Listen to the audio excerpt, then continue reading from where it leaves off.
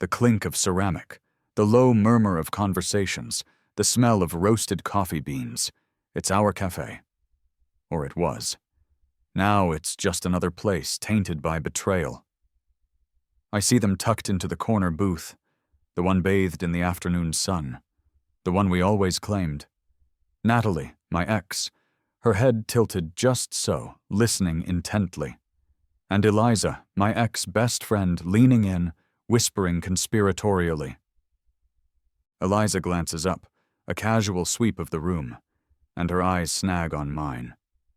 The color drains from her face. She says something sharp, low. Natalie's head snaps around, eyes wide with a predictable cocktail of shock and... Is that guilt? Too little, too late. I offer a small, knowing smile. Let them see it. Let them wonder. They think this is the first strike, the initial shockwave of their deception. They have no idea I'm already living the aftershocks. This isn't the first time I've seen this scene. In another life, this exact moment shattered me. It was the beginning of an end that left me ruined, a hollowed-out husk of the man I was. But this time is different. I've already lived through the fallout. I've already paid the price. Now it's their turn. My eyes snap open. My heart hammers against my ribs like a trapped bird. Cold sweat slicks my skin. The ceiling fan overhead is the same cheap, wobbly one I had 3 years ago. My bedroom. Not the sterile apartment I ended up in after them, but my actual room. The one with the band posters peeling at the corners and the faint smell of stale pizza. 3 years. I sit bolt upright, the sheets pooling around my waist. It feels real. Too real. My breath hitches. Rebirth? Time travel? Whatever cosmic joke this is, I'm back. Back before the worst of it. My phone buzzes on the nightstand. Then again, I reach for it with a trembling hand. 2 messages. One from Natalie. Hey, you free to grab coffee tomorrow? Need to talk. Cax? The other from Eliza. Thinking of you. Hope you're having a good week. The casualness of it, the sheer normalcy, sends a fresh wave of ice through my veins. They're still playing their parts. The concerned best friend, the girlfriend leaning on her rock. I swing my legs out of bed, padding over to the dusty mirror above my dresser. It's me, younger. Fewer lines etched around my eyes. None of the hollowness that settled in my features after. But the eyes, staring back, aren't naive anymore. They've seen the end of this story. They know exactly how the pieces fall. And this time I'm rearranging the board. The coffee shop buzzes with the familiar morning rush. Natalie slides into the booth opposite me, her eyes red-rimmed, clutching a tissue. Right on cue. He did it again, Mark, she whispers, voice thick with tears. She launches into the saga, the fight, the accusations, the emotional roller coaster that is her relationship with him. Same script, different day. I sip my coffee, letting the warmth seep into me, a stark contrast to the chill creeping up my spine. This is it. The moment it all began last time. The moment she looked at me with those big, pleading eyes and uttered the words that became my shackles. I don't know what I'd do without you, Mark, she says, reaching across the table, her hand cool against mine. You're my rock, my safety net. There it is. Safety net. The phrase echoes in the space between us, heavy with the weight of future betrayals. Déjà vu washes over me so strongly I almost flinch. I remember the surge of protectiveness I felt the first time, the naive desire to fix everything for her, to be the dependable guy she needed. I remember how that one conversation spiraled into years of me propping her up, absorbing her emotional fallout, putting my own life on hold while she oscillated between me and her toxic boyfriend, all while Eliza watched from the wings, pulling the strings.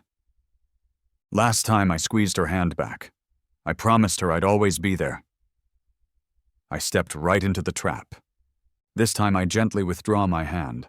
I take another sip of coffee, meeting her tear-filled gaze with a calm I didn't possess before. "Natalie," I say, my voice steady, devoid of the desperate sympathy I offered last time. "That sounds really rough, but it sounds like something you need to figure out with him." Her eyes widen slightly. Confusion flickers across her face, replacing the practiced vulnerability. This isn't the response she expected. It's not the response I gave before. The game has begun. My phone rings almost the second I step out of the coffee shop. Eliza's name flashes on the screen. Predictable. "Hey, just checking in." Her voice is bright, falsely cheerful. "Saw Natalie earlier. She seemed upset. Everything okay?" The feigned concern grates on me. I lean against the brick wall, watching people hurry past. "She's going through some stuff with her boyfriend," I say, keeping my tone neutral. "Oh, poor thing. You should really be there for her, Mark. She relies on you so much." The subtle manipulation, dressed up as friendly advice. A flash, sharp and painful, cuts through the present. Eliza, years from now in the timeline I left behind, smirking as she detailed how she'd nudged Natalie towards me, planting seeds of doubt about him, ensuring Natalie kept me dangling, emotionally invested but always at arm's length. How she'd used Natalie's dependence to isolate me from other friends, twisting my support into obsession in their eyes. The whispers, the sympathetic glances from mutual friends, Liam, Chloe, Sarah, all subtly orchestrated by the woman on the phone, the architect of my social and emotional demolition. "Yeah, well," I say, pushing off the wall, my voice flat. "She needs to sort her own relationship out." A beat of silence on the other end. Surprise? Calculation? "Oh, okay," Eliza says, her tone shifting slightly. "Well, let me know if either of you need anything." "Will do," I lie, ending the call. The city noise buzzes around me, but inside it's silent. Cold. This isn't just about Natalie anymore. It's about Eliza. It's about the friends who stood by and watched, or worse, actively participated. This is a chess game. And this time, said I know all their moves before they even make them. Let them play. I'm already 3 steps ahead. The restaurant is noisy, filled with the forced laughter and overlapping conversations of our friend group. Natalie invited me, a last-minute plea because she couldn't face Liam's birthday dinner alone. Of course, he's here too, holding court at the other end of the table. And Natalie? She's playing her part perfectly. 1 minute, laughing a little too loudly at his jokes, leaning towards him with a familiar intimacy. The next, catching my eye across the table, her expression shifting to one of quiet suffering, a silent plea for rescue. Eliza sits beside Liam, watching the whole performance with sharp, calculating eyes. Later, during a lull, she corners me near the bar. "She's really struggling, Mark," Eliza says, her voice dripping with faux sympathy. "Maybe you just need to be there more for her. Show her what a real supportive partner looks like." The suggestion hangs in the air, insidious. Be the fallback. Keep the door open. I see the pattern laid out before me, like a roadmap to hell. The late-night calls, the canceled plans, the emotional vampirism. Me, the ever-reliable Mark, waiting patiently while she plays out her drama. The way Eliza subtly encourages it, framing my enablement as noble sacrifice. It's how they entangled me last time, weaving a web of obligation and guilt. As the dinner winds down, Natalie intercepts me on the way out, tears welling up again. "Can you walk me home? He's being impossible. I need you right now." The plea is desperate, familiar. It's the hook, baited and ready. "Sure, Nat," I say, offering a tired smile that feels alien on my face. I walk her home, listen to the tearful rehashing of the evening, offer vague, non-committal words of comfort. To anyone watching, to Liam, who claps me on the shoulder and says, "You're a good mate, Mark." To Chloe, who gives me that pitying look. I'm the same old selfless guy, the doormat, the safety net. They don't see the slight distance I maintain, the way my phone screen subtly angles away during her more revealing rants. They don't hear the soft click as I start a voice recording app before she launches into how she really feels about using me as emotional leverage with her boyfriend. They don't notice me observing Eliza across crowded rooms, clocking the satisfied little smirk she wears when she sees Natalie leaning on me, oblivious to the fact that Eliza is already lining up her own play for Natalie's attention once I'm sufficiently worn down. I play the part of the supportive friend, the shoulder to cry on. I text her encouraging messages, carefully worded messages that, taken out of context, could seem supportive, but read together, paint a picture of her relentless emotional demands. I am the picture of passivity, a calm surface while beneath, the currents are shifting, gathering force. I let them think they're winning, let them underestimate me. It's crucial they believe I'm still the same gullible fool. The plan needs precision. It's not enough to just expose Natalie. Eliza's complicity needs to be illuminated too. I start by subtly shifting my public persona online. Mixed in with generic posts are carefully curated ones. A photo from a hike with the caption, "Needed some air after a heavy week supporting friends. Remember to check in on your strong friends too." Vague, but pointed.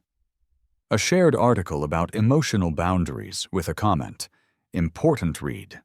Setting boundaries is healthy, not selfish." Then, the conversations.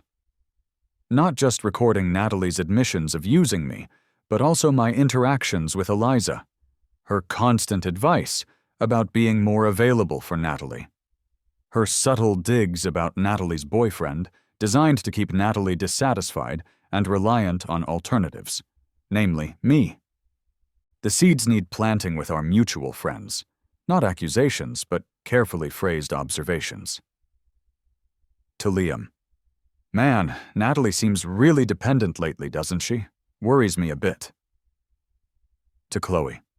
"Eliza seems really invested in Natalie's love life. It's intense." Just enough to make them pause, to make them look closer next time Natalie performs her damsel in distress routine. The stage needs to be set. Sarah's birthday party is in 2 weeks. It's the perfect venue, public, lots of witnesses from our circle. I know from the last timeline that Natalie inevitably picks a fight with her boyfriend right before any major social event. She'll arrive late, distressed, expecting me to drop everything and cater to her emotional needs, validating her drama in front of everyone. This time, the script will change. I make sure to casually mention to Sarah how much I'm looking forward to just relaxing at her party, subtly setting expectations that I won't be on emotional duty. The trap is laid. All I have to do is wait for Natalie to walk into it. Sarah's apartment is buzzing. Music thumps, people are laughing, drinks are flowing. I'm chatting with Liam and Chloe, deliberately keeping it light. Then, the door opens, and Natalie rushes in, eyes scanning the room frantically until they land on me. Her face is tear-streaked, mascara smudged. "Showtime." She makes a beeline for me, ignoring Sarah's greeting. "Mark! Oh my God, you won't believe what he just did!" She starts, expecting me to pull her aside, to become her anchor in the storm. Instead, I hold up a hand, cutting her off gently but firmly. "Whoa, Natalie, not now. It's Sarah's birthday." Confusion clouds her face. "But, Mark..." "Seriously, Nat," I say loud enough for Liam, Chloe, and a few others nearby to hear clearly. "We talked about this. You can't keep doing this every time you have a fight. It's not fair to me, and it's definitely not fair to Sarah right now." "Doing what?" she sputters, indignant. You're my friend, my safety net. Am I? I pull out my phone. My thumb hovers over the Messages app. Or am I just the guy you text when you need leverage, the one you keep on the back burner, like you told Eliza last week? I show her, and the now silent onlookers, a carefully selected snippet of her own words texted to Eliza. He's so easy. If things go bad with / boyfriend's name, Mark's always there. My backup plan, LOL. Gasps ripple through the small crowd. Natalie stares at the screen, her face crumpling. Eliza steps forward, instantly defensive. Mark, how could you? Taking things out of context. Natalie was just venting. Was she? I counter, turning my calm gaze to Eliza. Or were you encouraging her? Like when you told me to be there more for her, knowing exactly how she saw me? Eliza flinches, color rising in her cheeks. She opens her mouth, then closes it, trapped. Liam looks from Natalie to Eliza, then back again, dawning comprehension on his face. Chloe shakes her head slowly. The carefully constructed facade cracks. Natalie starts sobbing, begging me to understand, to forgive her. Eliza tries to pull her away, muttering about me being cruel. But the damage is done. Doubt has been sown. People are looking at them differently. As they make a hasty, tearful exit, my phone buzzes. A text from an unknown number. Nicely played. Didn't think you had it in you. I stare at the message, a chill running down my spine despite the heat of the room. Someone else is watching. Someone knows. 3 months pass. A fragile truce seems to have settled over the friend group, though the fault lines are still visible. Then, they reappear. Natalie and Eliza, together, approaching me at a crowded bar. They look contrite, hesitant. Mark, can we talk? Natalie asks, her voice soft. Eliza nods earnestly beside her. We've done a lot of thinking. We messed up. Badly. We want to apologize. It sounds practiced, too smooth. My internal alarm bells clang. I agree to listen, keeping my expression neutral. They spin a tale of regret, of Eliza realizing her own insecurities fueled her meddling, of Natalie understanding the toxicity of her patterns. It's a good performance, almost believable.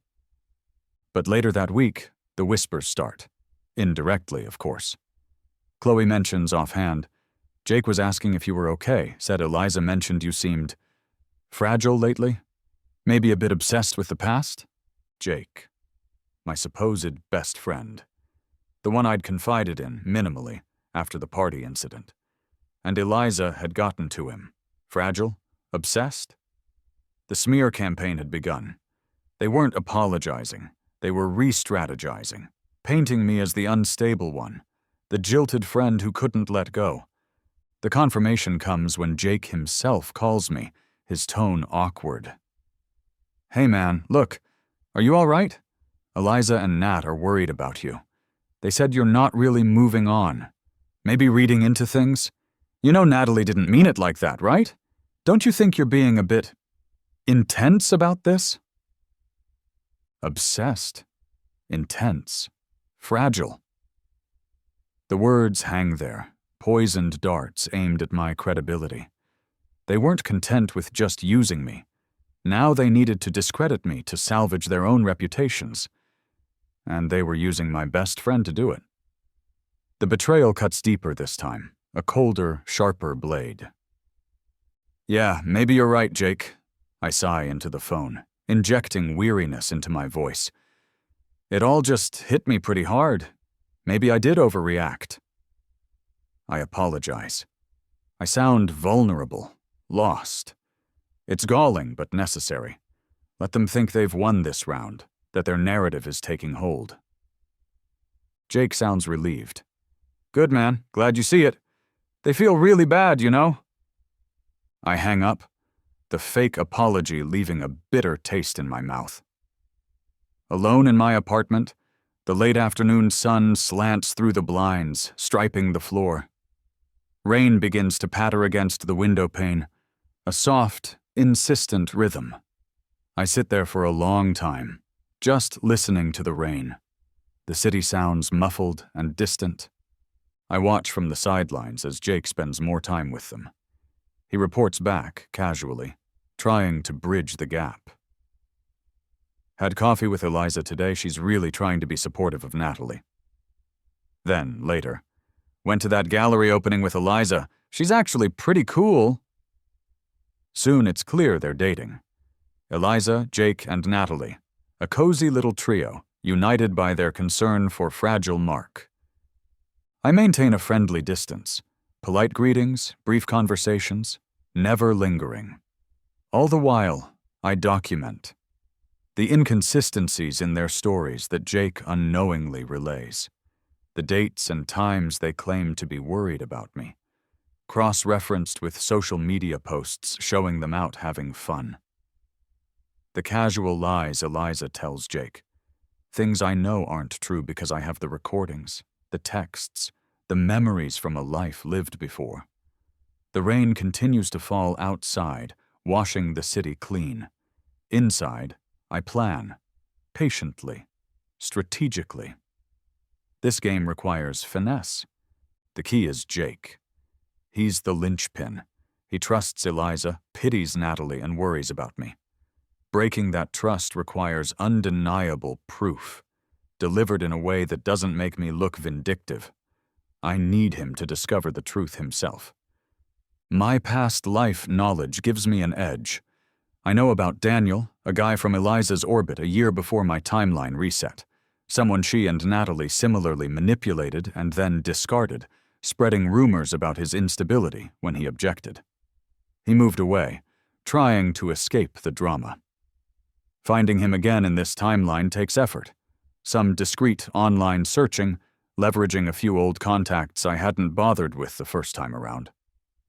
I arrange a chance encounter, a group networking event I know Jake plans to attend.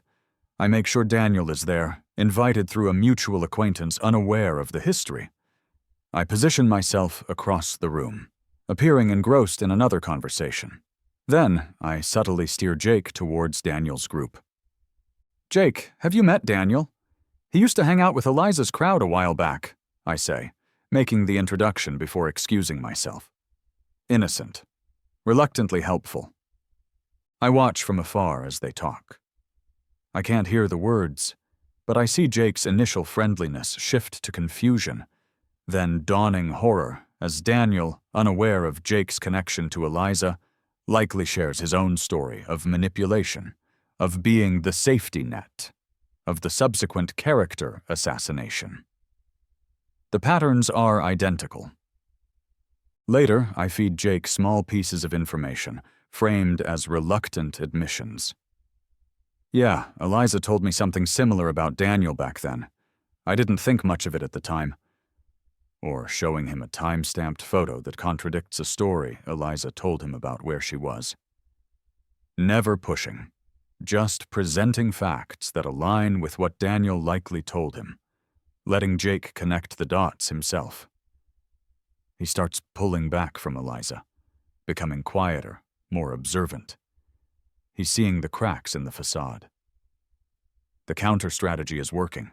He's waking up. The wedding is beautiful. Chloe looks radiant. The reception is in full swing, champagne flowing, music playing. It's the perfect backdrop for a quiet implosion. Jake has been distant with Eliza all evening, his politeness strained. Natalie keeps shooting worried glances between them, sensing the shift. During a toast, Jake stands near the edge of the dance floor, watching Eliza laugh with a group of friends. I see the moment he makes his decision. He walks over, not aggressively, but with a quiet determination. I'm too far away to hear the initial exchange, but I see Eliza's smile falter, replaced by defensive anger. Natalie hurries over, trying to intervene. Suddenly, Jake's voice cuts through the surrounding chatter, clear and firm. "Just tell me the truth, Eliza. About Daniel. About Mark. About how you manipulate people." The music seems to falter. Heads turn. Eliza sputters denials, turning to Natalie for backup. Jake, what are you talking about? Mark's been feeding you lies. But Natalie hesitates, caught between her loyalty to Eliza and the undeniable evidence Jake likely confronted her with earlier, perhaps the inconsistencies, perhaps Daniel's story. Jake presses, laying out the parallels, the calculated rumors, the web of deceit Daniel described, the same web now ensnaring him. I remain where I am, a silent observer near the bar, nursing a drink. I don't need to say a word. Jake is dismantling their narrative piece by piece. Friends who had previously bought into the fragile Mark story are listening, their expressions shifting from confusion to shock, then to a dawning, uncomfortable recognition. They remember the whispers about Daniel. They see the pattern. The confrontation ends with Eliza dragging Natalie away, faces pale, eyes darting around at the suddenly hostile faces. The fracture is clean, decisive. The friend group splinters, whispers following the departing pair. Later that night, long after the wedding is over, my phone rings. It's Natalie. Her voice is thick with tears, barely coherent. Mark, please, can we meet? I need to explain it wasn't... Eliza, please. The desperation is palpable. The safety net is frayed and she's falling. Okay, Natalie, I say calmly. We can meet. I hang up. The meeting is already part of the next move. Something is already in motion. We meet at a quiet Riverside Park cafe, neutral ground. Natalie looks terrible. Exhausted, jumpy, the carefully constructed composure gone. She barely touches her tea. It was Eliza, she blurts out, the words tumbling over each other. Right from the start. She twisted everything. Natalie confesses that yes, she had feelings for me. Genuine ones buried beneath her insecurity and fear of commitment, but Eliza played on those fears, constantly reminding Natalie of my niceness, framing it as weakness, ensuring Natalie kept me at bay while simultaneously relying on me. She said you were too good for me, that I'd ruin you, but then she'd push me to lean on you when things got bad with anyone else. The real bombshell drops when Natalie admits why Eliza was so invested. It wasn't just about controlling Natalie or garden-variety manipulation. Years ago, before Natalie and I were even close, I had apparently, unintentionally rebuffed Eliza's advances at a party. A drunken pass I barely remembered in my first life, let alone this one. But Eliza remembered, and she never forgave. Hurting me, using Natalie as the weapon, became her long game. Then comes the final piece. My sister, Hannah. Young, ambitious, recently graduated. Eliza had taken her under her wing, offering mentorship, introductions. Hannah, bless her trusting heart, saw Eliza as a role model. Natalie reveals, haltingly, that Eliza has been feeding Hannah misinformation about me, subtly poisoning her against me, pumping her for details about my life. And worse, Eliza plans to sabotage a crucial job opportunity Hannah is pursuing, using information gleaned from Hannah herself, aiming to make it look like my interference or instability caused the failure, destroying my family ties and professional reputation in one devastating blow. My blood runs cold.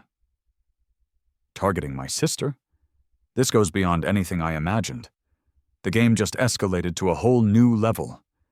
The rage is a physical thing, hot and tight in my chest. But on the surface, I project calm, even sympathy. I let Natalie confess, offering minimal, non-judgmental responses. When she finishes, looking utterly broken, I sigh. Okay, Natalie, I appreciate you telling me this. All of it. I make a show of considering her words. Maybe we can try to move past this, both of us. Hope flares in her eyes. It's cruel, but necessary. I need her cooperation, her belief that reconciliation is possible. More importantly, I need Eliza to believe it too. The next few weeks are a masterclass in deception. I reach out to Eliza, suggesting a tentative truce for Hannah's sake. Eliza, wary but sensing an opportunity to regain control, agrees. I even help Hannah polish her resume for the application Eliza is supposedly championing, connecting her with helpful contacts Eliza suggested. All interactions are meticulously documented, every call recorded, every email saved. The tension culminates at a family dinner Hannah insists on. Me, Hannah, our parents, and, at Hannah's eager invitation, Eliza. It's excruciating. Eliza is charm personified, praising Hannah, making subtle, pitying references to my recent struggles, playing the benevolent mentor. My parents, influenced by Eliza's careful poisoning via Hannah, regard me with a mixture of concern and disappointment. I play my part, quiet, agreeable, slightly wounded but trying. I compliment Eliza's generosity towards Hannah. I defer to her opinions. I am the picture of forgiveness, the broken man trying to rebuild bridges. Inside, I'm a coiled spring. Hannah keeps looking at me, a slight frown between her brows. She senses something is off, a dissonance between the brother she knows and the subdued figure I'm presenting. She sees the way Eliza watches me, the flicker of triumph in her eyes, but she can't piece it together. Not yet. The illusion of forgiveness buys me time. Time to activate my own counterplan for Hannah, leveraging contacts from my previous life. Connections I hadn't needed or cultivated until my birth forced me to think differently. I find a much better, more stable opportunity for Hannah at a rival company. One that recognizes her talent, not her connections. I work behind the scenes, pulling strings I didn't know I possessed until this second chance forced me to look for them. I ensure she gets an interview, then an offer, completely independent of Eliza's machinations. Simultaneously, I compile the evidence. Everything. Natalie's confession, recorded discreetly during our park meeting. Recordings of Eliza coaching Natalie on how to handle me. Eliza's seemingly helpful, but ultimately undermining emails about Hannah's job search. Voicemails where Eliza subtly disparages me to mutual acquaintances. Financial records I subtly acquired, showing Eliza using company funds for personal vendettas, a detail I remembered her bragging about in the old timeline. It's a comprehensive portfolio of her manipulation, stretching back years. Before deploying the final phase, I meet Natalie one last time, alone. Natalie, I say gently, I know you told me a lot, but I need to know if there's anything else. Anything at all Eliza did, said, or planned. This is your chance to come completely clean, for your own sake, as much as anyone else's. She hesitates, then adds a few more damning details about Eliza's plans to smear my professional reputation using fabricated complaints. I record it all. I give her the chance to choose her side definitively before the floor drops out. The final stage is set. A celebratory drinks gathering I organize, ostensibly to thank everyone for their support during my difficult time, and to celebrate Hannah's supposed upcoming job secured via Eliza. All the key players from our fractured friend group are invited. Jake, Liam, Chloe, Sarah, others who witnessed the previous fallouts. And of course, Natalie, Eliza, and Hannah. They'll walk into a room expecting closure, perhaps even a quiet victory for Eliza. They have no idea they're walking into checkmate. The atmosphere in the private room at the upscale bar is cautiously optimistic. People mingle, drinks in hand. Eliza is holding court, radiating success, accepting congratulations for helping Hannah. Natalie hovers nearby, looking anxious but relieved. Hannah beams, excited about her future. I tap my glass for attention. Thanks, everyone, for coming, I begin, my voice calm and even. I wanted to gather you all here for a couple of reasons. Firstly, to thank those of you who've shown me kindness and understanding these past few months. I pause, letting my gaze drift over the room. And secondly, to clear up some misconceptions. A nervous ripple goes through the room. Eliza's smile tightens. There's been a narrative, I continue, about my supposed instability, my obsession. A narrative carefully crafted by someone who benefits from painting me as unreliable. I look directly at Eliza. Someone who has been manipulating not just me, but many of you, for a very long time. I don't raise my voice. I simply start laying out the facts, piece by piece. The initial betrayal with Natalie, the smear campaign, the manipulation of Jake, and finally the plot against Hannah, the culmination of a years-long vendetta stemming from a forgotten rejection. I project key texts onto a discreetly placed screen. I play short, damning audio clips. Eliza coaching Natalie. Eliza bragging about undermining a colleague. Eliza outlining her plan for Hannah to another confidant. Eliza tries to interrupt, to deny, to twist. This is ridiculous. Mark is clearly unstable. He's fabricating all of this. But then Natalie breaks. Sobs rack her body. No, she chokes out, looking around at the horrified faces. No, he's not lying. It's true, all of it. Eliza, she made me. The final blow comes from Hannah. She steps forward, her face pale but resolute. I didn't understand, she says, her voice trembling slightly. But I started seeing things. The way Eliza talked about Mark to me, the inconsistencies. And then I got another job offer today. A better one. One Eliza knew nothing about. She holds up her phone, showing the offer letter. Then she looks at Eliza, betrayal clear in her eyes. And I found emails you thought you deleted from the shared drive you gave me access to. Emails outlining exactly how you plan to sabotage my other application. Silence hangs heavy in the room. Eliza stares, trapped, exposed. People edge away from her, from Natalie. Whispers turn into open condemnation. Professional contacts in the room exchange grim looks. The carefully constructed world Eliza built around herself shatters in minutes. Her reputation, her friendships, her professional standing all evaporating under the harsh light of truth. She and Natalie are left standing alone in a sea of averted gazes and stunned silence. As they finally turn and flee the room, a strange sensation washes over me, a coldness. This meticulously planned victory feels hollow. And deep down, a question lingers. How did I really come back? Was it just chance? Or something else entirely?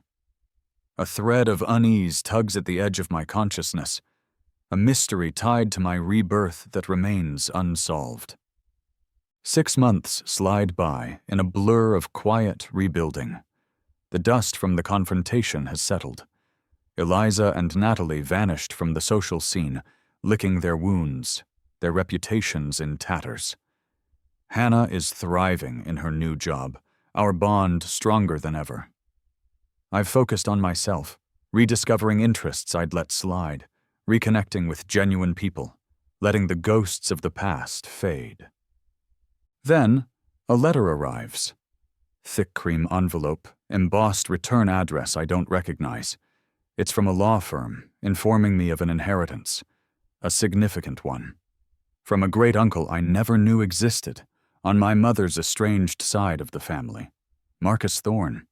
In my previous life, consumed by the drama with Natalie and Eliza, I never bothered digging into my mother's quiet hints about her complicated family history. But this time, with the emotional wreckage cleared away sooner, I had time, curiosity. Months ago, long before the final confrontation, I'd started pulling at those threads, making inquiries, visiting dusty archives. Just a background hum to my main focus. The investigation revealed a lineage I never suspected. The Thornes, old money. discreetly powerful. Owners of Thorn Industries, a major player in the corporate world, a direct competitor, in fact, to the company where Eliza's family held significant influence. The same company where Eliza and, until recently, Natalie had worked. My great-uncle Marcus, the reclusive head of the family, had apparently been following my progress from afar, impressed by my quiet resilience, or perhaps something more. His passing triggered the inheritance, a vast portfolio of assets, shares, and a seat on the Thorn Industries board. Days later, I stand before the imposing gates of the Thorn estate, a sprawling property overlooking the coast. The air smells of salt and old money. Walking through the echoing halls, surrounded by portraits of ancestors I never knew, touching polished mahogany and cool marble, it feels surreal. This isn't just wealth, it's legacy, power. A reality shift so profound it leaves me reeling. My reflection in a gilt-edged mirror shows the same face, but the context has irrevocably changed. Power isn't just wealth, it's leverage. Thorn Industries has been looking to expand its portfolio, eyeing strategic acquisitions. And guess which company, weakened by recent internal scandals I might have subtly nudged into the light, using information gleaned from Eliza's own careless boasts in my past life, looks ripe for a takeover. The one intrinsically linked to Eliza's family. The one where she and Natalie, despite the social fallout, still cling to their mid-level positions, protected by family connections. Armed with my inheritance, my newfound board seat, and crucial insider knowledge from my previous timeline about the company's vulnerabilities, I make my move. It's swift, decisive. Thorn Industries initiates a hostile takeover bid. It's brutal, effective. Within weeks, control shifts. My first official day representing Thorn's interests at the newly acquired company involves a senior management meeting. I walk into the boardroom, and there they are, Eliza and Natalie, sitting amongst the anxious faces waiting to hear the new owner's plans. Their faces. First confusion, then disbelief, then sheer, unadulterated shock. Eliza goes pale, her coffee cup rattling in its saucer. Natalie looks like she's seen a ghost. The boy they manipulated, the fragile friend they tried to destroy, is now effectively their boss. The power dynamic hasn't just shifted, it's seismically overturned. A fleeting thought crosses my mind, unsettling in its implications. My rebirth, the timing, the inheritance, the knowledge from my past life fitting so perfectly into place. Was it just luck? Or was my return tied to this lineage, this legacy? Was there a force, a destiny connected to the Thorn bloodline ensuring I was in the right place, at the right time, with the right knowledge? The hint of something supernatural, something more than just a second chance, lingers. Hannah is stunned speechless when I finally lay it all out for her. The full extent of the Thorn connection, the inheritance, the takeover, my new position. We're sitting on the balcony of my new penthouse apartment, the city lights sprawling below us. So, all this time... She trails off, processing. You're planning... It wasn't just about getting back at them. It started that way, I admit. But finding out about the Thorn connection, it changed things. It gave me resources I never dreamed of. Resources to protect you properly, for one. Understanding dawns in her eyes. And Mom and Dad, Eliza's influence on them. She connects the dots now. The subtle financial pressures Eliza's family might have exerted, the social climbing, the way our parents seemed to subtly favor Eliza's narrative about my instability. It wasn't just social manipulation. It was intertwined with the power dynamics of Eliza's family. dynamics that indirectly affected our own. Later, visiting my parents in their familiar suburban home, I see it all clearly. Their hesitant questions about my sudden change in fortune, their cautious pride mixed with an undercurrent of fear likely instilled by years of proximity to the subtle power Eliza's family wielded in their social and professional circles. They were manipulated, too, in their own way. As I'm leaving my parents' house, my phone pings. A message forwarded from my new executive assistant. Miss Eliza Vance and Miss Natalie Carden request a private meeting with Mr. Thorne at his earliest convenience. I lean against my car. The cool metal a grounding sensation. The city skyline glitters in the distance. They want a meeting. Of course they do. They think they can negotiate, manipulate, appeal to the old Mark. They have no idea who they're dealing with now. A slow smile spreads across my face. I've been waiting for this. The office is large, minimalist, with floor-to-ceiling windows offering a panoramic view of the city. The city where they once moved with careless confidence, assuming their place was secure. Now they sit opposite me, perched awkwardly on the edges of expensive leather chairs, dwarfed by the space, by the power it represents. Natalie breaks first. Tears stream down her face, genuine this time, fueled by desperation and, I suspect, real remorse. Marcus, I am so sorry, she stammers, twisting her hands in her lap.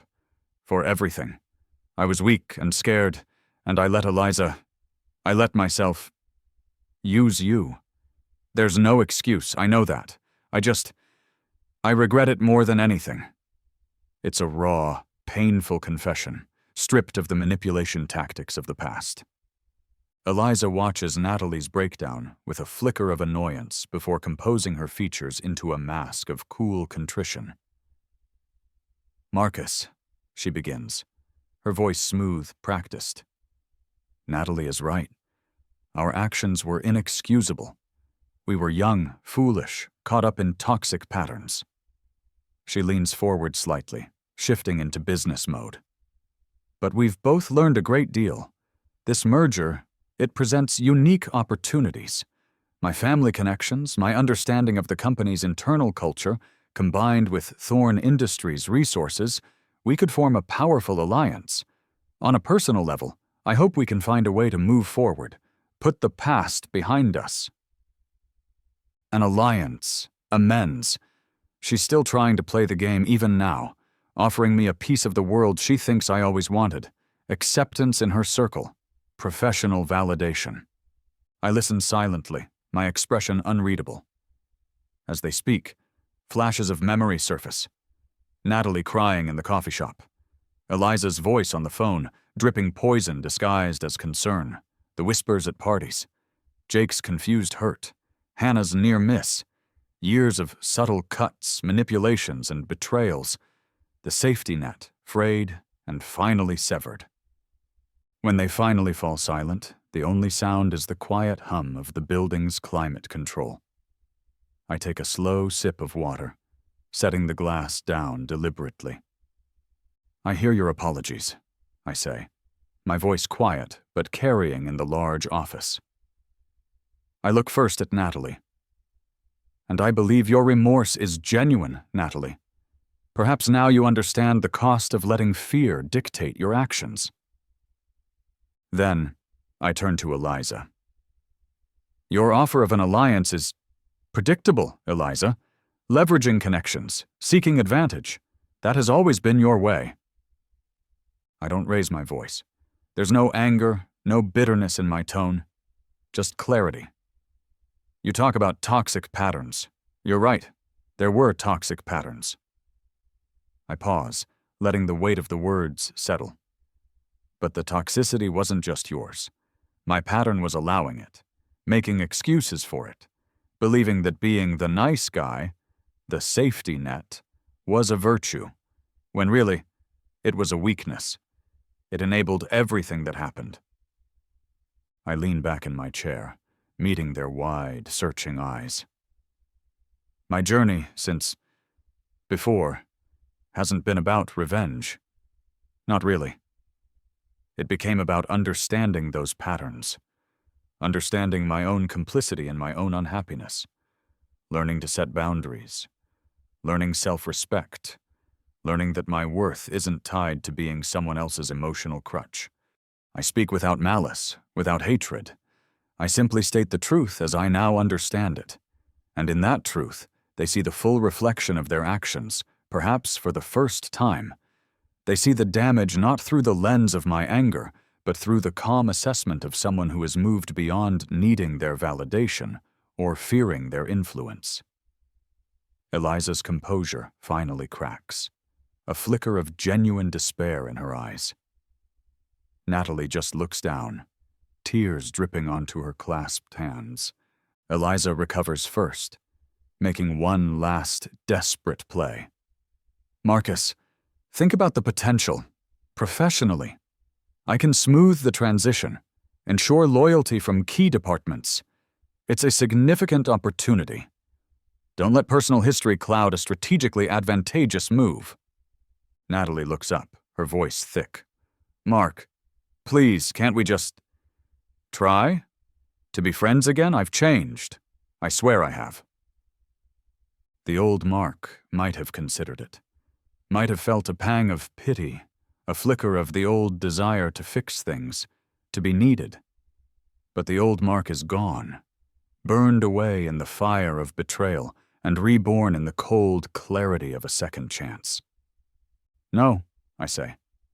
The word is quiet, simple, devoid of drama or triumph. It's not delivered with anger or a desire for vengeance. It's just a fact, a boundary drawn not in anger, but in peace. Our paths diverge here, I continue, standing up, signaling the end of the meeting. Professionally, decisions will be made based on the best interests of Thorn Industries, without personal bias, but also without personal favors. Personally, there's nothing left to salvage. I walk them to the door of my office. No security escort needed. Just me, calmly showing them out. Out of my office, out of my life. I wish you both clarity, I say, my final words delivered without looking back. As the door closes behind them, I stand for a moment, looking out at the sprawling city. There's no surge of victory, no lingering bitterness, just a profound sense of release. Freedom. I didn't need their apologies, their alliances, or their friendship. I didn't need to crush them to heal. All I needed was to cut the rope, let them fall, and walk away. The vindication wasn't in their defeat, but in my own liberation. 1 year later. The air is thin and crisp, biting at my cheeks. Below me, jagged peaks pierce a layer of mist, their snow-capped summits glowing in the nascent dawn. I'm somewhere in the Andes, halfway through a solo trek I'd promised myself decades ago, or perhaps just a few years, depending on how you count. The silence here is profound, broken only by the wind whistling past my ears and the crunch of my boots on the rocky trail. It's the sound of freedom. A few days ago at a shared campsite, I met another traveler, a woman from back home. Small world. We got talking, sharing stories. When she heard my name, my old name, Mark, which I sometimes still use when I want anonymity, she recognized it. Wait, Mark, do you know Natalie Cardin? She asked. Apparently, they have mutual acquaintances.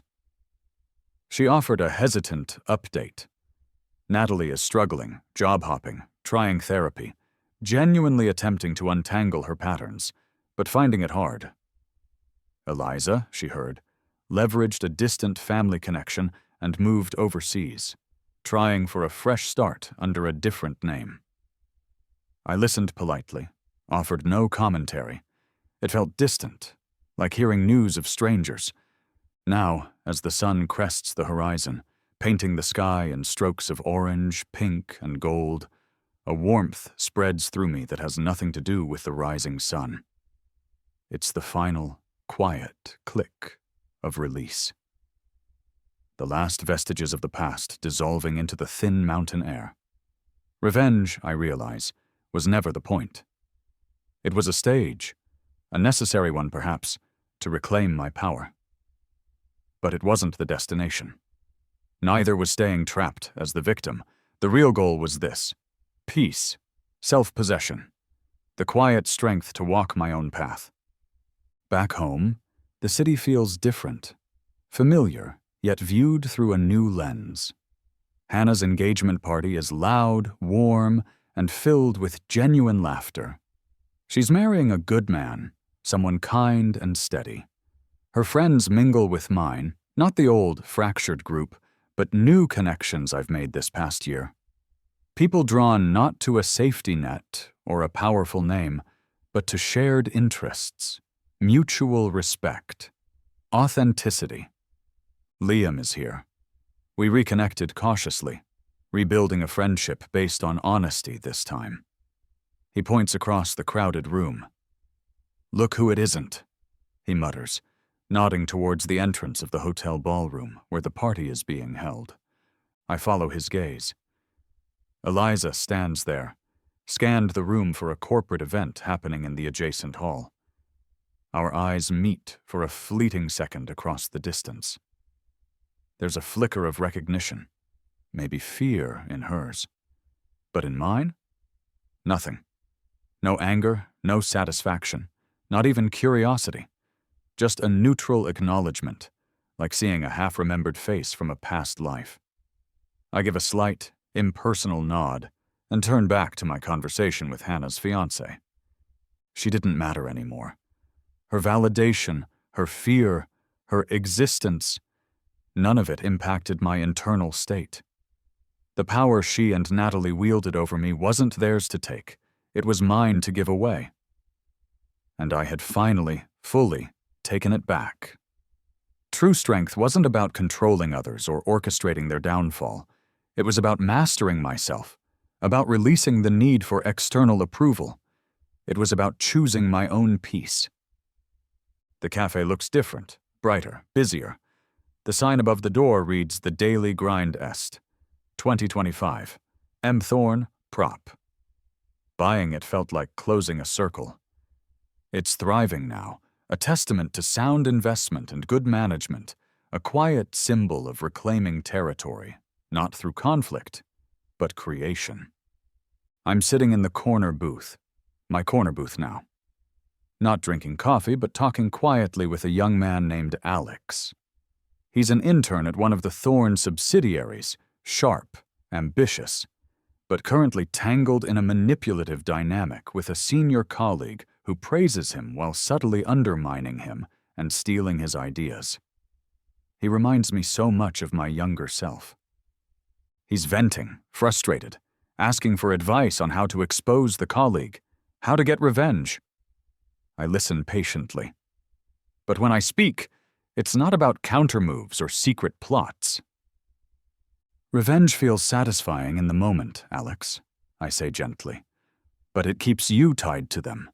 The real power move? It's setting unshakable boundaries. Documenting everything, yes, for your protection. Calling out the behavior clearly and professionally, with evidence. Escalating through proper channels, not gossip. And most importantly," I lean forward slightly, "knowing your own value so deeply that their attempts to undermine you feel like static, not a real threat. Focus on your work. Build alliances with good people.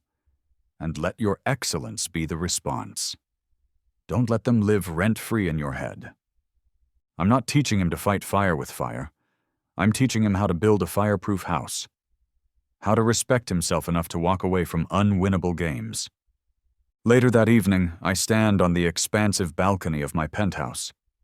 The city lights glitter below like scattered jewels. A soft breeze, carrying the scent of the distant ocean, washes over me. It's the smell of a new beginning. The ghosts of Natalie and Eliza are long gone, replaced by a profound, unshakable peace. The safety net is gone. The rope is cut. And I am finally, truly free.